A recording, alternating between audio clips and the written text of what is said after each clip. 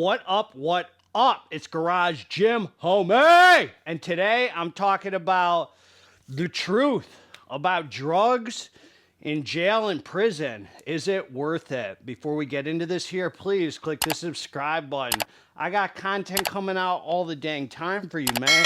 So click subscribe and let's get into this, homies. Hey, man, God bless all of you. Hope you're feeling good, living from the heart, staying out of your head. I just want to make some content, letting people know, just shedding some light, man, on the realities of where I've been, not just about me, but so how how real it is living this crazy, insane drug addict life that I used to live.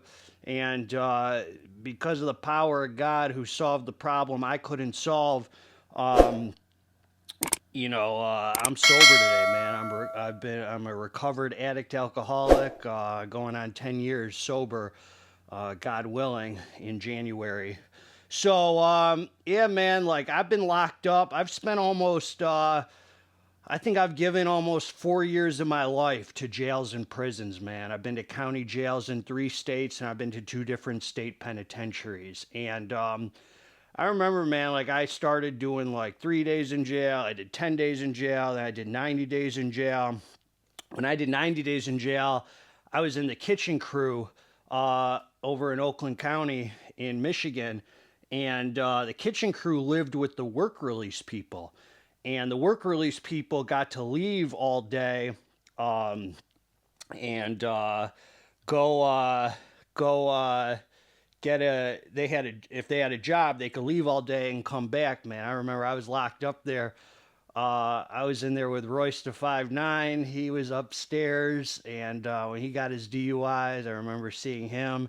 And it was a trip, man. I used to work in the kitchen every day, and I remember the work release crew used to come back in, man. They bring all sorts of stuff in there. There's, well, you could buy cigarettes back then in jail. You were able to buy packs of cigarettes and smoke them outside in the work release area. They had little lighters in the wall outside.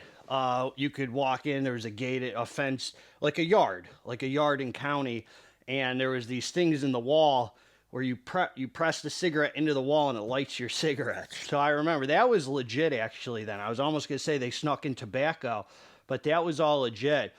And when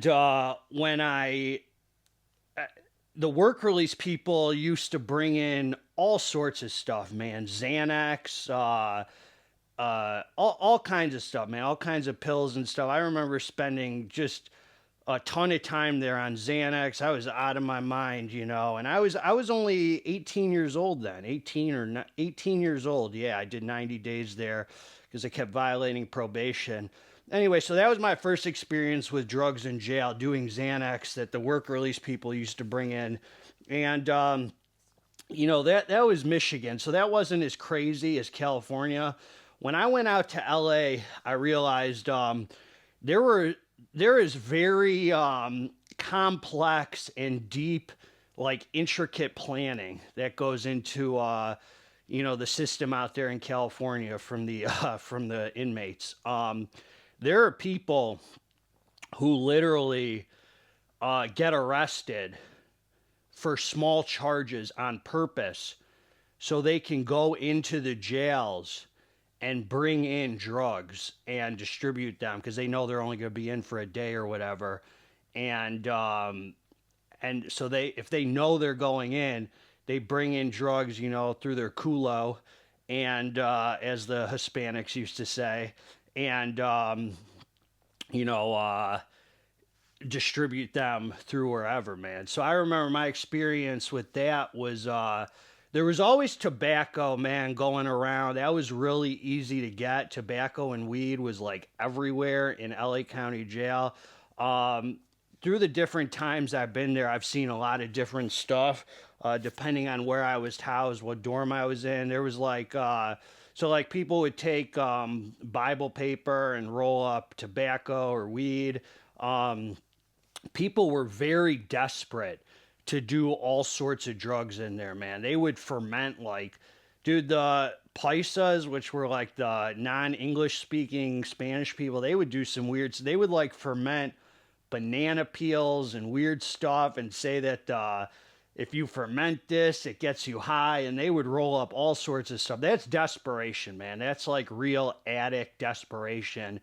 Um, and they used to take I forgot what chemical it was, some kind of salt or something, and they'd put it with, they'd sneak hand sanitizers from, like, let's say somebody had a job working in a certain area, and they would sneak back hand sanitizer, and they would put something on it. I forgot if it was salt or something like that that would separate.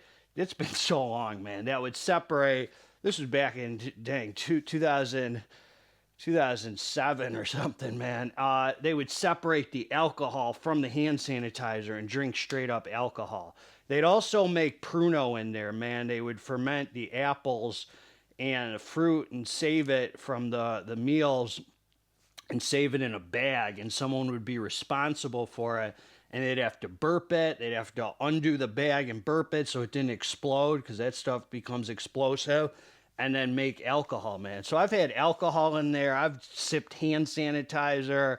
I've done some nasty stuff, man. I've smoked tobacco. God knows where that came out of. You know, it's like, it's insane, man. Weed, all sorts of stuff. I remember being in a dorm, and people, I was in a dorm with 200 people.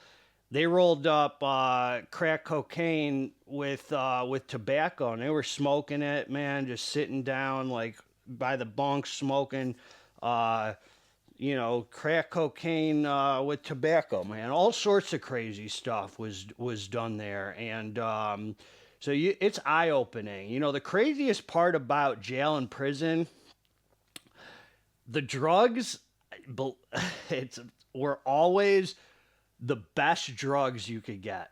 They were never bad drugs in jail or prison for whatever reason. I don't know why that was, but all the years I've been in jail and prison, as I said, I've given almost 4 years of my life to the system. And, some of you might hear that and say, that's a long time. Some of you might hear that and say, hey, man, that ain't nothing. To me, it's a long time, to give my life away to the system because of untreated addiction.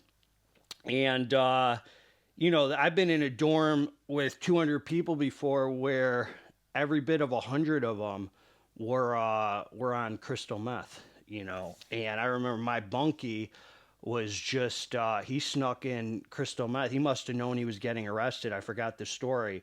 But he brought in crystal meth. Every white boy in there was on it. He was just giving it out, lines, giving it out. It was nothing, man. It was insane.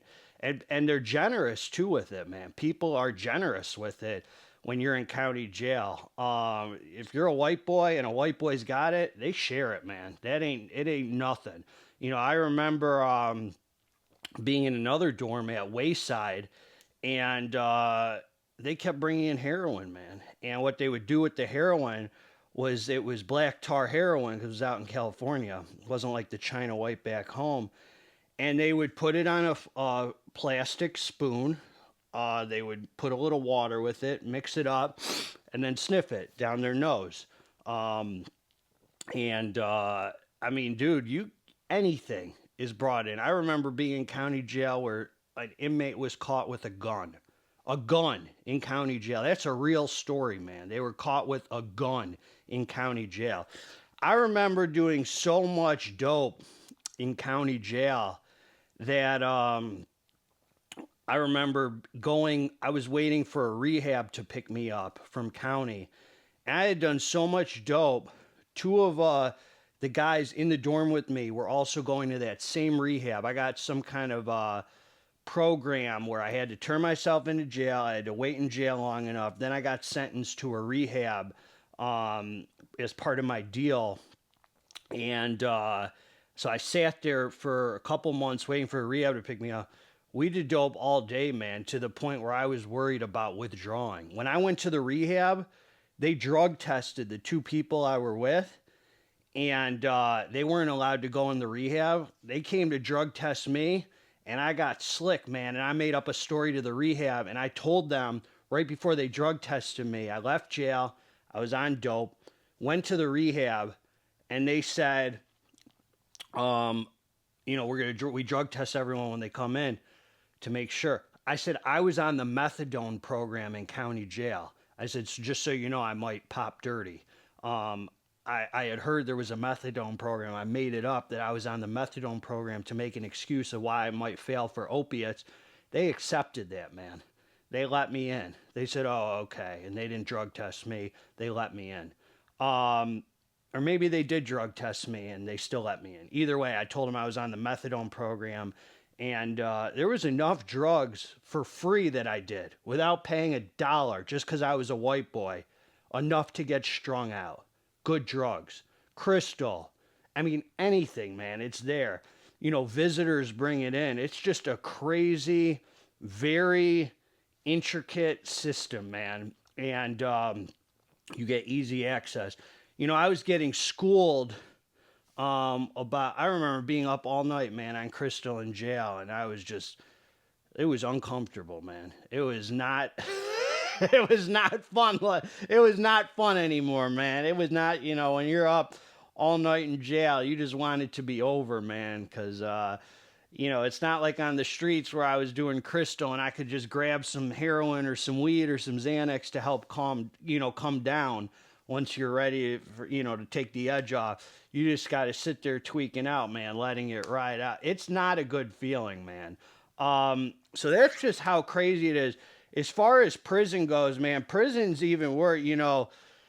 They used to say, man, you would know that the who's bringing in the drugs in prison system by the cops who are driving nice cars. They're driving super nice cars. They're running some kind of system where they're getting a ton of drugs. Anything, man, from cell phones. There were about 70 cell phones in our dorm. People were picking up cell phones that were cleaning up the highway crew. There were super low level people in the prison, like super low security, and they would clean up the highways in California during the day, and they would know where they're going the next day. And they'd have people on the streets dropping like a McDonald's bag on the side of the highway that looked like a piece of trash, and it would be wrapped up in there, drugs or cell phones or whatever. They'd slide it right up their butt because it would be wrapped properly to go right up their culo, man. And they bring them right in the prisons, man. I remember sitting in prison, in state prison, man, lying on my bunk bed like I was at home, talking on my cell phone that I had in prison, smoking a joint all day. That's what we did all day, man. Smoking a joint, talking on my cell phone like I was at home. Sitting in prison, man. That's what prison was like. Having girls send us nude pics, from the streets and showing everybody and just smoking weed like it was nothing. And there, the weed was even more than jail. You didn't have to use Bible paper. You get actual rolling papers and all sorts of stuff, man. It was just, there was no shortage. I never did. So I did hard drugs in county jail. I never worried about it.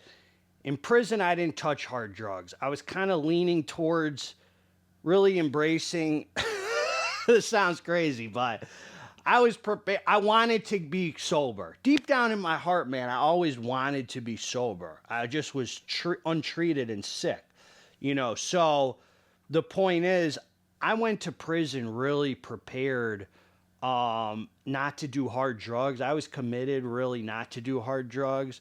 I know I was smoking weed and stuff, but I was really scared, man, to get in trouble in prison. Because in prison, they'll offer you drugs for free. Hey, man, I'll front it to you. It's not here. First of all, they'll give it to you for free just to try. Hey, man, here's some dope. Da-da-da. They'll get you hooked. Hey, man, no worries. I'll front it to you. Next thing you know, you've racked up a debt with somebody, and you don't want to do that. Prison is no place to play with your life. So to take drugs from people, you don't want to ever take drugs, period. I just want to say this to YouTube. I do not condone drug use at all. I'm just sharing my experience as an untreated alcoholic addict to help people to know what they're getting into, because it's real in there. You don't ever want to accept drugs from people in prison, especially if you can't pay for it right then. You pay for it with store or whatever. But we were smoking cigarettes all day in there like it was nothing. Like we were at home, smoking weed all day in there, talking on the cell phone all day. I stayed away from hard drugs in prison. Never touched them once. They had them everywhere, easy to get. I'm sure, people were strung out in there, all sorts of, there were even needles in there. I remember hearing about you were able to get dope with needle. It was nothing. It was not a hard task to get dope in prison. And I never touched it, man, because I was paroling to a rehab center. And I really wanted to get my life together, man, and I didn't. I got high after that for years, and I just wasn't ready, man, to do whatever it takes. So yeah, man, that's the reality. I just wanted to share with you. It's everywhere, man. I mean, everywhere in there. It ain't no hard task to get dope in jails and prisons, especially in California. I don't know much about what it's like in other states, but I'm not going to find out, man. So that was my experience, and I do not say, I say it's not worth it. Not worth it, man. Living on the right side of things is worth it. I had no relationship with God, but looking back, man, God was there the whole time. Because to be a Jewish guy, not even from California, in a California state prison, and I survived, means God was there, man, guiding me and helping me through that, man. Because there were a lot of close calls where people didn't want me there. I'll say that. And I'm going to share that with you guys, man, in some later videos about just how serious it was, man, for me. And what I've been through, being a Jewish dude in a California state prison with a lot of skinheads and being hated, and what my experience was like in there. I just want to share you the truth about drugs in jail and prison. And that's it, man. God bless all of you. Together, let's get this dang muscle. I'm out.